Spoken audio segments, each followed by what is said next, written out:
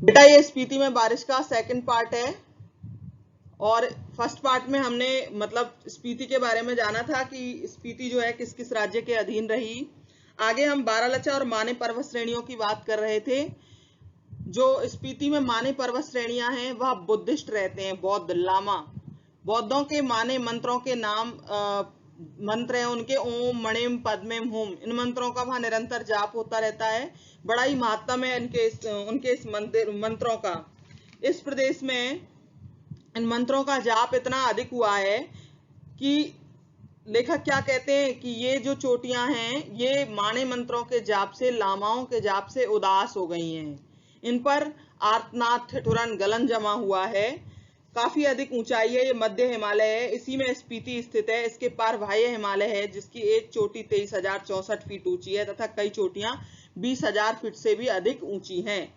लेखक क्या कहते हैं? लेखक युवा युवक युवतियों को आमंत्रित करते हैं। किस लिए? यद्यपि देखो ऊंची चोटियों से होड़ लगाना अच्छी बात नहीं है, फिर भी लेखक आमंत्रित करते हैं युवा वर्ग को। किस लिए आमंत्रित करते हैं? कि नवयुवक और नवयुवतियां यहाँ आए, ये उनके लिए अच्छा शौक हो सकता है। यहाँ आए, यहाँ आकर के ट्रैकिंग करें, यहाँ आकर के किलोल करें, खेलें, मतलब एक तरीके से इंजॉय करें यहाँ आकर। तो जिससे कि यहाँ की जो घाटियां बूढ़े लामाओं के जाप से उदास हो गई हैं, वहां पर क्या हो, वो चोटियां थोड़ा सा हंसें, खिलखिलाएं और यहाँ के लोगों को भी थोड़ा सा कुछ व्यवसाय मिले। यहाँ भी जीवन जो है वो हंसे खिलखिलाए। जैसे बाकी टूरिस्ट स्पॉट पे आप देखते हैं वहां तरह तरह की सौंदर्य प्रतियोगिताएं, खाने पीने की तरह तरह की चीजें, लोग वहां एंजॉय करते हैं, जाते हैं, लेकिन यहाँ नहीं जाते। तो लेखक यहाँ आमंत्रित करते हैं युवक युवतियों को।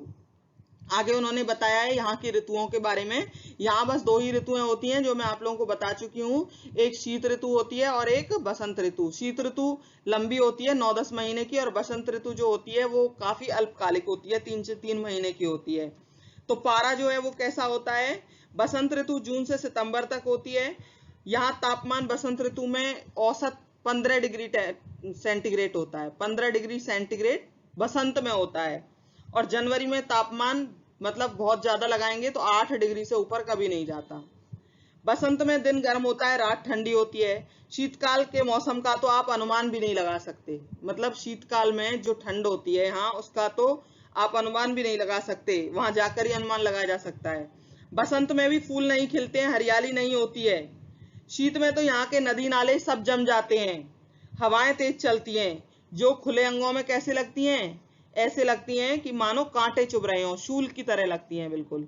स्पीति में बसंत लाहौल से भी कम दिनों का होता है। बसंत में यहाँ फूल नहीं खिलते, ना हरियाली आती है, ना गंध होती है। दिसंबर में घाटी में फिर से बर्फ पड़ने लगती है। एवं दिसंबर नहीं, शुरू में अक्टूबर नवंबर से ही शुरू हो जाती है कई बार। अप्रैल मई तक निरंतर बर्फ पड़ती है यहाँ पर। यहाँ ठंडक भी बहुत ज्यादा होती है, नदी नाले सब जम जाते हैं, हवाएं तेज चलती हैं। मुंह हाथ और जो मतलब शरीर का अंग उगाड़ा रह जाए, दिखाई दे, उसी पर हवाएं इस तरीके से चलती हैं कि जैसे कांटे की तरह काट रही हूं। स्पीति में लाहौल से कम वर्षा होती है। मध्य हिमालय मानसून की पहुंच से परे है। यहाँ बरखा बहार नहीं है। हम मैदानी क्षेत्रों में लोग रहने वाले लोगों के लिए बरखा क्या है? बहार है। कालिदास ने अपने ऋतु संहार में 6 ऋतुओं का वर्णन किया है।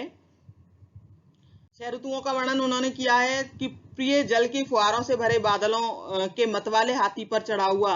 मतलब वो कहते हैं कि जब बारिश की ऋतु आती है तो ऐसा लगता है जैसे कामदेव अपने मतवाले हाथों पर चढ़ा हुआ, बिजली चमका हाथियों पर चढ़ा हुआ, बिजली चमकाता हुआ और अपनी झंडियों को फहराता हुआ, बादलों की गरज के नगाड़े बजाता हुआ, कामी जनों का प्रिय पावस, राजाओं का ठाट बाट बनाकर आ पहुंचा हो, कामदेव आ गया हो। कहने का मतलब ये है कि हमारे यहाँ मैदानी क्षेत्रों में वर्षा ऋतु जो होती है वो कैसी होती है? बहुत अधिक, सबसे अधिक रोमांटिक मौसम माना जाता है बारिश का, सबसे अधिक आनंद देने वाला, सुखद अनुभूति कराने वाला। तो बारिश जो है, लेकिन यहाँ स्पीति में क्या है? यहाँ बारिश का अभाव है। यहाँ के लोग जानते ही नहीं है कि ऋतुएं 6 होती हैं, उनकी बस 2 ही ऋतुएं होती हैं। वर्षा का अभाव है, मानसून यहाँ पहुंचता नहीं है, इसलिए यहाँ वर्षा बहार नहीं होती। कालिदास ने अपने ऋतु संहार में सभी ऋतुओं का वर्णन किया है, वह यहाँ पर नहीं है। कालिदास ने वर्षा ऋतु का श्रृंगारिक और मादक वर्णन किया है, परंतु स्पीति के निवासी इसको नहीं समझेंगे कि क्या होता है, क्या होती है मादकता और श्रृंगारिकता। वे नहीं जानते कि बरसात होती है तो नदी बहती हैं और बादल बरसते हैं तो हाथी चिंगाड़ते हैं, वियोगिनी स्त्रियां रोती कलपती हैं। और कारण यह है कि यहाँ पर कभी भी बारिश होती ही नहीं है। धरती यहाँ सूखी है, बंध्या है और ठंडी है। बेजान, ठंडी, सूखी, और बंध्या का मतलब होता है बंजर, जिसपे कोई फसल नहीं होती, बंजर भूमि है। ठीक है, अब आते हैं फसलों पर। स्पीति में साल में एक बार फसल होती है। जौ, गेहूं, मटर और सरसों। जौ, गेहूं, मटर और सरसों फसल होती है यहाँ, बस बाजरा बहुत कम होता है। मटर यहाँ की बहुत अच्छी होती है।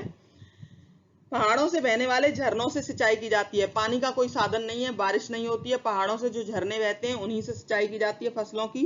स्पीति नदी का जल किसी भी काम नहीं आता। क्यों नहीं आता? क्योंकि उसके मुहाने जो है, तट जो है काफी चौड़ा है, तो स्पीति नदी का जल कोई काम नहीं आता। यहाँ बहुत सी भूमि खेती योग्य बनाई जा सकती है अगर यहाँ सिंचाई के साधन उपलब्ध हो तो। यहाँ अत्यधिक ठंड के कारण फल भी नहीं होते, कोई भी फल यहाँ नहीं होता। ना यहाँ पेड़ हैं, ना यहाँ फल होते हैं। फसलें साल में एक बार होती हैं, लिमिटेड। तो स्पीति कैसी है? बिल्कुल वीरान और खाली, मतलब ना वृक्ष होते हैं, ना हरियाली होती है, बिल्कुल वीरानियत छाई हुई है।